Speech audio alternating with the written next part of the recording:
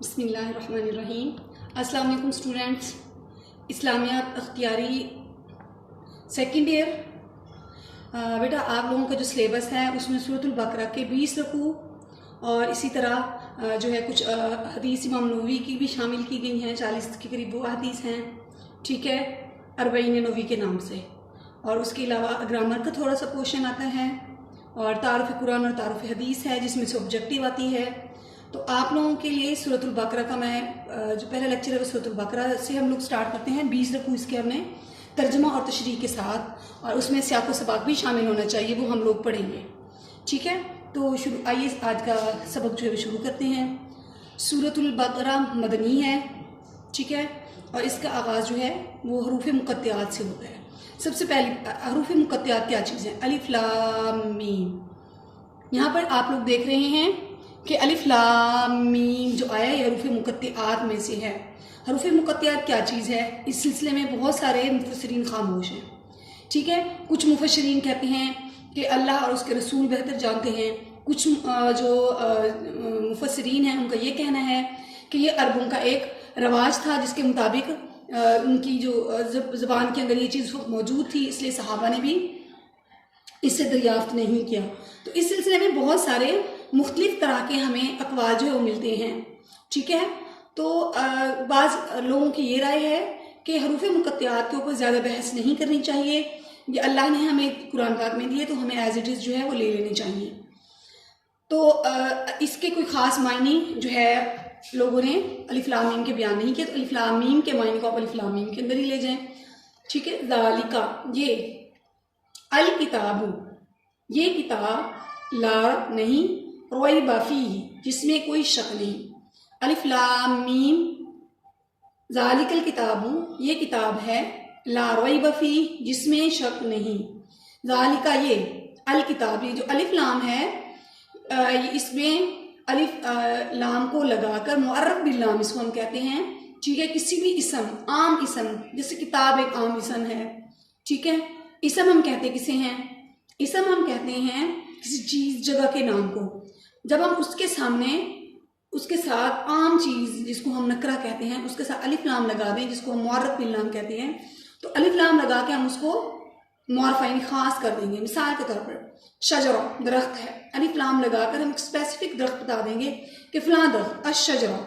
اسی طرح کتاب ہے، کوئی بھی کتاب ہو سکتی ہے، الکتاب یہ اشارہ کر رہی ہے کہ یہ اسپیشل کتاب ہے، یعنی قرآن پاک مخصوص کتاب ہے جس کو ہم قرآن پاک کے نام سے جانتے ہیں۔ لا ریب فیہ، شک نہیں ہے اس میں، یہ وہ کتاب ہے جس کو کوئی شک نہیں ہے۔ ھدی للمتقین، متقین کے لیے ہدایت ہے۔ اب متقین ہم کسے کہتے ہیں؟ متقین ان لوگوں کو کہتے ہیں جنہوں نے تقوی اختیار کیا ہو۔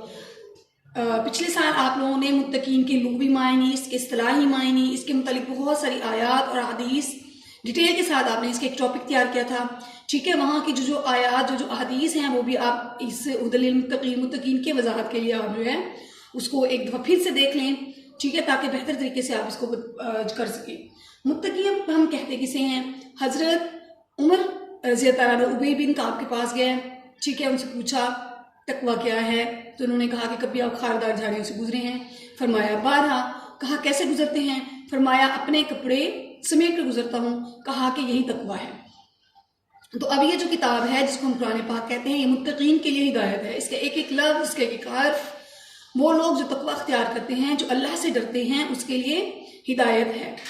الذین، اب یہ متقین کی طرف اشارہ کر رہی ہے، اسپیشل وہ لوگ، یؤمنون، جو ایمان لاتے ہیں، بالغیبی، غیب پر، یعنی متقین وہ لوگ ہیں جو ایمان لاتے ہیں غیب پر، ویقیمون الصلاۃ، اور نماز قائم کرتے ہیں، ومما، اور جو رزقناہم، رزقنا یہ دو الفاظ کا مجموعہ ہے، رزقنا جو ہم نے رزق دیا، ہم انہیں، ینفقون وہ اس میں سے خرچ کرتے ہیں۔ یعنی متقین کی ایک صفت یہ ہے کہ جو رزق اللہ تبارک و تعالیٰ نے انہیں دیا اس میں سے وہ اس رزق میں سے جو ہے وہ خرچ کرتے ہیں۔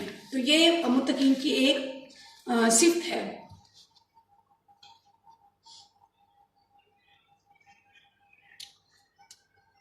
سب سے پہلی صفت کہ وہ غیب پر ایمان لاتے ہیں، دوسری ان کی صفت یہ ہے کہ وہ نماز پڑھتے ہیں، اور تیسری ان کی صفت یہ ہے کہ جو رزق اللہ تبارک تعالیٰ کہتے ہیں ہم نے انہیں دیا، یعنی اللہ نے جو رزق ان لوگوں کو دیا اس میں سے وہ خرچ کرتے ہیں۔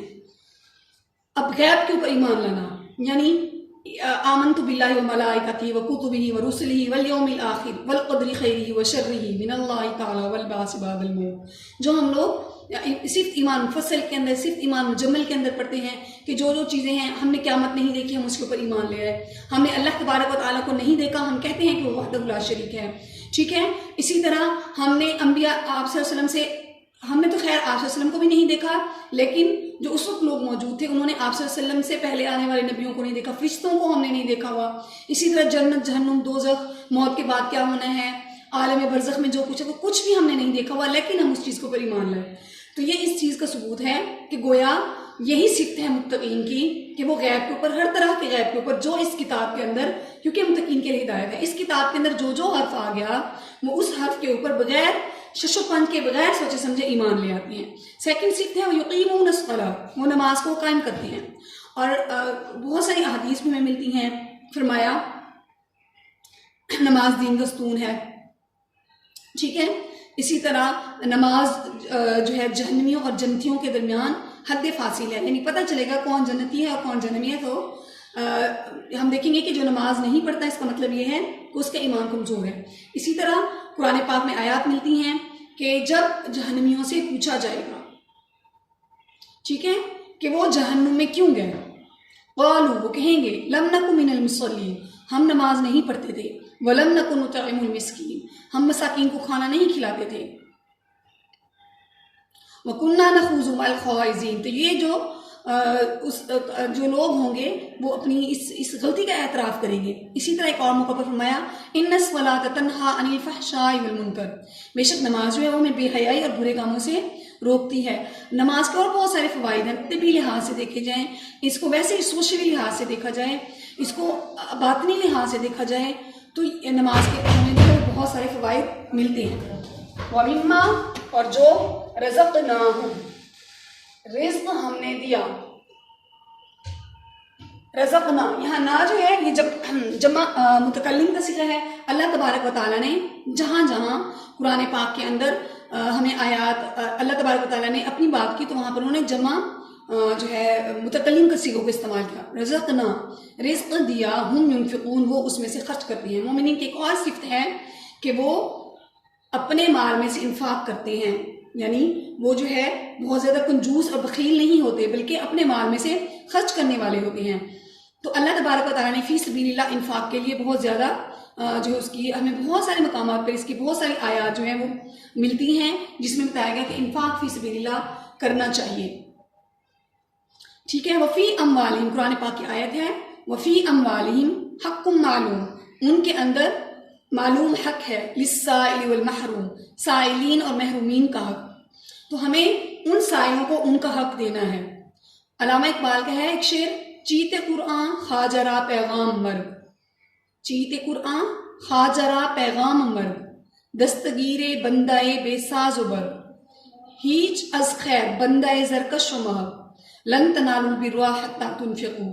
یہ قرآن پاک کی چوتھے سپارے کی پہلی آیت ہے۔ چوتھا سپارہ جو ہی سٹارٹ ہوتا ہے وہ انہی الفاظ کے ساتھ ہوتا ہے، لن تنالوا البر حتی تنفقوا مما تحبون، یعنی تم اس وقت تک ایمان کے کامل درجے تک نہیں پہنچو گے جب تک تم وہ خرچ نہیں کرتے جو تمہیں محبوب ہے۔ تو ہم نے اپنے مال میں سے صرف ردی مال کو خرچ نہیں کرنا بلکہ ہم نے اپنے عزیز اور اپنے محبوب مال کو بھی جو ہے اللہ کے راستے میں خرچ کرنا ہے۔ اسی طرح نیکسٹ آیت ہے والذین، اب یہ بھی متقین کی صفت ہے، یؤمنون، جو ایمان لاتے ہیں، بما انزل الیک، جو ان کی طرف نازل کیا گیا، وما، جو انزل من قبلک، ان سے پہلوں پر نازل کیا گیا، والذین یؤمنون بما انزل الیک، اور وہ لوگ جو ایمان لاتے ہیں جو ان پر نازل کیا گیا، وما انزل من قبلک، اور جو ان سے قبل نازل کیا گیا، وبالآخرۃ، اور آخرت پر، ہم یوقنون، وہ ایمان لانے والے ہیں، ٹھیک ہے۔ تو یہاں پر وہ لوگ یعنی اس کتاب کے اوپر جو ان کے اوپر آئی، ہمارے اوپر قرآن پاک آئی، اور پھر حدیث مبارکہ ہمیں ملتی ہے، ٹھیک ہے، رسول پاک صلی اللہ علیہ وسلم سے جو احادیث ہیں جو کنفرمڈ ہیں صحت کے اعتبار سے، ان میں کوئی شک و شبہ نہیں، تو ان کا درجہ قرآن کے فوراً بعد آتا ہے، ان کے اوپر ایمان لانا۔ اور یہاں پر اس کتاب کے اوپر جو کہ منزل من اللہ ہے، اس کے متعلق بات کی گئی کہ یہ وہ لوگ ہیں جو ایمان لاتے ہیں جو ان کے اوپر نازل کیا گیا، اور جو ان سے پہلوں کے اوپر یعنی تورات، انجیل، زبور، اسی طرح ہر جو ہے نبی کے اوپر والے کل قوم ہاد، قرآن پاک میں آیت ہے والے کل قوم ہاد، ہم نے ہر نبی کی طرف ہدایت دینے والا بھیجا۔ اسی طرح ایک اور موقع پر فرمایا صحف ابراہیم و موسیٰ، ہم نے ابراہیم اور موسیٰ کو صحائف دیے۔ اسی طرح بہت سارے صحائف اور بھی انبیاء کے اوپر نازل ہوتے رہے، تو ان صحیفوں کے اوپر ایمان لانا یعنی یہ ماننا کہ وہ منزل من اللہ تھے، وہ الہامی تھے۔ الہامی ہم کسے کہتے ہیں؟ وہ چیز جو اللہ تبارک و تعالیٰ کی طرف سے نازل ہوئی۔ یہ علیحدہ بات ہے کہ امتداد زمانہ یعنی وقت گزرنے کے ساتھ ساتھ ان کتابوں کے اندر تبدیلیاں آنا شروع ہو گئی، ٹھیک ہے؟ تو اب وہ والی نہیں ہے جو کہ اوریجنل تھی، جیسے ہم تورات، زبور، انجیل کو دیکھتے ہیں تو یہ اپنی اس اصل لینگویج میں بھی نہیں ہے، عبرانی زبان تھی ان کی، ٹھیک ہے؟ تو بیٹا آپ لوگوں نے ایک اپنے اسائنمنٹ لے لیں، تورات کی رائٹ کس نبی کے اوپر آئی، زبور کس کے اوپر آئی، انجیل کس کے اوپر آئی، یہ آپ لوگوں نے جو ہے اس کو تیار بھی کرنا ہے اور پھر واٹس ایپ گروپ میں مجھ سے شیئر بھی کرنا ہے کہ کس نبی کے اوپر کون سی آیت جو ہے کتاب جو ہے وہ نازل ہوئی۔ تو یہاں پر یہ کہا گیا کہ وہ ایمان لاتے ہیں جو ان پر نازل کی گئی اور جو ان سے پہلوں پر نازل کی گئی۔ اب پہلوں پر جو کتابیں نازل کی گئی تھیں وہ یقیناً جو ہے الہامی ہے، لیکن وقت گزرنے کے ساتھ ساتھ ان کے اندر بہت ساری تحریف آ گئی، بہت ساری تبدیلیاں آ گئی، تو اب ان کے اوپر اس طرح بلیو کرنا وہ درست بات نہیں ہے۔ نیکسٹ ہے وبالآخرۃ، اور آخرت پر ہم یوقنون، جو ہے وہ ایمان لانے والی، یعنی آخرت کے دن کے اوپر بھی ایمان لانا ہے کہ ایک دن یہ سارا کچھ ختم ہو جائے گا، ٹھیک ہے؟ تو پھر ہم نے اللہ کے حضور پیش ہونا ہے اور پھر اللہ تبارک و تعالیٰ ہمارے نام اعمال کے مطابق جو ہے وہ کچھ کو دائیں ہاتھ میں دے دیا جائے گا اور کچھ کو بائیں ہاتھ میں دے دیا جائے گا۔ یہ وہ دن ہوگا فَمَن يَعْمَلْ مِثْقَالَ ذَرَّةٍ خَيْرًا يَرَهُ وَمَن يَعْمَلْ مِثْقَالَ ذَرَّةٍ شَرًّا يَرَهُ۔ یہ وہ دن ہے جس نے ایک رائی کے برابر بھی اگر نیکی کی، ٹھیک ہے، تو ساری اس کے پاس آ جائے گی، اور کسی نے اگر تھوڑا سا بھی گناہ کیا تو سارا اس کے سامنے آ جائے گا۔ اور ساتھ ہی کہا جاتا ہے کہ نیکیوں کے وزن ہوں گے، نیکیوں کی کاؤنٹنگ نہیں ہوگی۔ نیکیوں کے وزن ہونے میں کیا بات ہے؟ ایک شخص نے نماز پڑھی، بالکل صحت مند تھا، اس کو کسی قسم کا کوئی مسئلہ نہیں تھا، اس کی نماز، اور وہ شخص جو فزیکلی یا ویسے ہی کسی وجہ سے نماز پڑھنے کے قابل نہیں تھا اور اس کو سجدے کرتے ہوئے، اس کو رکوع کرتے ہوئے تکلیف کا سامنا کرنا پڑ رہا ہے، تو ان دونوں کی نماز کا اجر و ثواب برابر کیسے ہو سکتے ہیں؟ تو انما الاعمال بالنیات کے تحت انسان لیس للانسان الا ما سعی، یعنی ہر انسان کو اس کی کوشش، اس کی محنت کے مطابق جو ہے وہ اس کو صلہ دیا جائے گا۔ اس آیت کے متعلق میں ایک اور بات اور بھی بتا دوں آپ لوگوں کو کہ یہ آیت جو ہے اس کو ہم کہتے ہیں کہ یہ جو احمدی فرقہ ہے جس کو ہم قادیانی کہتے ہیں، ان کے خلاف بھی یہ ایک ثبوت کے طور پر ہے کہ رسول پاک صلی اللہ علیہ وسلم خاتم النبیین ہیں، خاتم المرسلین ہیں۔ کیسے؟ کیونکہ اگر نیکسٹ نبی نے آنا ہوتا کسی نے تو ساتھ میں یہ بھی آ جاتا وما انزل من قبلک وما انزل من بعدک، کہ اس کے بعد بھی جو کتاب نازل ہوگی وہ ان کے اوپر ایمان لے کر آئیں گے۔ تو اس آیت کے اندر ایسا کچھ ڈسکس نہیں کیا گیا، تو علماء کرام کے نزدیک اس آیت کو ہم رسول پاک صلی اللہ علیہ وسلم کے خاتم النبیین ہونے کے لیے بطور ثبوت جو ہے وہ لا سکتے ہیں۔ نیکسٹ آیت ہے اولئک، یہی لوگ ہیں علی ھدی من ربہم، جن کے اوپر ان کی رب کی طرف سے ہدایت ہے، واولئک ھم المفلحون، اور یہی لوگ فلاح پانے والے ہیں، یعنی یہی اپنے رب کی طرف سے ہدایت پر ہیں اور یہی لوگ فلاح پانے والے ہیں۔ فلاح کسے کہتے ہیں؟ فلاح کہتے ہیں کامیابی کو۔ نماز میں بھی کہتے ہیں حی علی الصلاۃ، آؤ نماز کی طرف، حی علی الفلاح، آؤ فلاح کی طرف۔ تو ایک انسان کی زندگی کا بنیادی مقصد فلاح کا حصول ہے، کامیابی کا حصول ہے۔ 18ویں پارے میں کی جو پہلی آیت ہے اس میں قد افلح المؤمنون، تحقیق مومن فلاح پا گئے۔ مومن کون ہے؟ وہ جو رب کی ہدایت پر ہے۔ الذین هم فی صلاتہم خاشعون، وہ لوگ جو اپنی نماز میں خشوع و خضوع اختیار کرتے ہیں۔ قد افلح المؤمنون الذین هم فی صلاتہم خاشعون والذین هم عن اللغو معرضون، یہ وہ لوگ ہیں جو لغو یعنی غلط قسم کی غیر ضروری باتوں سے اجتناب کرتے ہیں۔ ان الذین کفروا، نیکسٹ آیت میں کہا وہ لوگ جو کافر ہیں، سواء علیہم، برابر ہے ان کے لیے، انذرتہم، آپ انہیں ڈرائیے، ام لم تنذرہم، یا انہیں نہ ڈرائیے، لا یؤمنون، وہ ایمان لانے والے نہیں۔ کافروں کے دلوں کے اوپر اللہ نے پردہ ڈال دیا، ان کے کانوں کو بند کر دیا. تو کہا یہ جا رہا ہے کہ کافر جو ہیں وہ ان کے لیے برابر ہے کہ آپ انہیں ڈرائیں یا نہ ڈرائیں، ان کے کانوں پر، ان کے دلوں پر اللہ نے پردہ ڈال دیا ہے. ختم اللہ، ختم کہتے ہیں مہر لگا دینے کو، سیل لگا دینے کو. کوئی بہت ہی اہم ڈاکومنٹ ہوتا ہے اس کو کیا کہا جاتا ہے؟ اس کو بند کرنے کے بعد اس کے اوپر سیل کر دیا جاتا ہے تاکہ وہ کھل نہ پائے، کوئی چیز کے اندر داخل نہ ہو، کوئی چیز وہاں سے نہ نکل سکے. تو بالکل ایسے ہی اللہ تبارک و تعالیٰ نے بھی جو ختم النبیین ہے اس کے ساتھ سیل لگا دی. ٹھیک ہے، تو اس لیے خاتم النبیین ہم کہتے ہیں. ختم اللہ، مہر لگا دی اللہ نے، علی قلوبہم، ان کے دلوں پر، وعلی سمعہم، ان کے کانوں پر، وعلی ابصارہم، اور ان کی آنکھوں پر، غشاوۃ، نہیں دیکھ سکتے، وَلَهُمْ عذاب عظیم، ان کے لیے دردناک عذاب ہے. تو ان کے لیے اللہ تبارک و تعالیٰ نے دردناک عذاب کی بات کی کہ جو کافر ہیں ان کے لیے برابر ہے، آپ انہیں ڈرائیے، آپ انہیں نہ ڈرائیے، وہ ایمان لانے والے نہیں.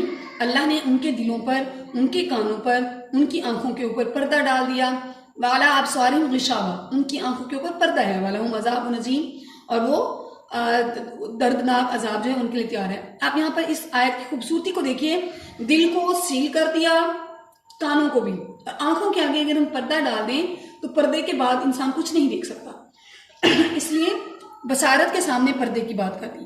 اب یہ جو سورت آپ جو ہے بقرہ ہے، اس کے سٹارٹ سے اس میں 3 گروہوں کا ذکر ہے. ایک کو ہم مومن کہتے ہیں، دوسرے کو ہم کافر کہتے ہیں، اور تیسرے کو ہم کہتے ہیں منافق. ٹھیک ہے، پہلے رکوع کے اندر ان 2 گروپس کو ڈسکس کر لیا گیا، مومنین کو اور کفار کو. تھرڈ ون میں جو سیکنڈ رکوع ہے اس کے اندر ہم پھر منافقین کے گروہ کو ڈسکس کریں گے.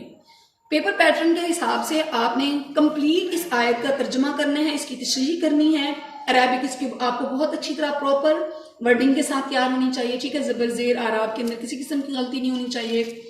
اور اس کے بعد آپ لوگوں نے جب اس کو تیار کرنا ہے، پھر آپ یہ دیکھیے کہ کسی بھی آیت، یہ کوشچن آپ کا آتا ہے تقریباً 20 مارکس کا اس کی ترجمہ و تشریح میں سے. ٹھیک ہے، اور وہ جو آتا ہے تو اس میں ایک جو میں اسٹوڈنٹس کو کہنا چاہوں گی کہ ایک کوشچن آتا ہے آپ کے پاس جس کے اندر چوائس نہیں ہوتی، ایک ہی آیت دے دی جاتی ہے. مثال کے طور پر انہوں نے آیت دے دی، ان الذین کفروا سواء علیہم انذرتم ام لم تنذرہم لا یؤمنون. ٹھیک ہے، وہ کہیں گے اس کا ترجمہ اور تشریح کریں. اور پھر اسی کا ایک اور طریقے سے سوال آتا ہے، اس میں 2 آپ کو دے دی جاتی ہیں 5 نمبر کے. ٹھیک ہے، اور 2 دے دی جاتی ہیں، ان کو کہا جاتا ہے کہ ایک اٹیمپٹ کریں اور ایک چھوڑے تو وہ 10 نمبر کا ہوتا ہے. ٹھیک ہے، مثال کے طور پر جیسے آپ نیکسٹ آیت کو لے لیں، ختم اللہ علی قلوبہم وعلی سمعہم، یہاں تک دے دیں گے صرف اتنا سا، یا وہ دے دیں گے وعلی ابصارہم غشاوہ، اتنا سا پورشن دے دیں گے، کہیں گے اس کا ترجمہ کریں پلس سیاق و سباق کے ساتھ اس کا ترجمہ تشریح کریں. تو آپ نے لفظی معنی بھی یاد کرنا ہے، آپ نے اس کا پوری آیت کا بھی معنی یاد کرنا ہے. لفظی معنی یاد کرنے کا فائدہ آپ کو یہ ہوگا، مثال کے طور پر آپ کو اتنا سا پورشن وعلی ابصارہم غشاوہ دے دیا جاتا ہے تو آپ کو ان کے ورڈز کے میننگ آئیں گے تو ہی آپ اس کا ترجمہ کر پائیں گی. اور اس کے بعد پھر آپ کو پتہ ہونا چاہیے کہ یہ آیت آئی کہاں سے ہے، یعنی اس کے پیچھے کیا چیز تھی. سیاق و سباق سے مراد یہ ہے، اس پورے رکوع کو آپ نے تھوڑا سا ڈیفائن کرنا ہے اور اینڈ میں اس آیت کی وضاحت دے دینی ہے. تو جو آتا ہے آپ کے پاس ترجمہ و تشریح کے ساتھ، اس میں تو آپ نے تشریح دینی ہوتی ہے. جو آپ کے پاس آتا ہے سیاق و سباق سے وضاحت کریں تو اس میں آپ نے جسٹ وضاحت کر دینی ہوتی ہے. اس آیت کی سیاق و سباق کو لکھنے کے بعد اس میں آپ نے تشریح نہیں کرنی ہوتی. ٹھیک ہے، میرے خیال ہے آپ لوگوں کو کلیئر ہو گیا ہوگا. کوئی کنفیوژن ہو تو آپ مجھ سے کانٹیکٹ کر سکتی ہیں. اللہ حافظ.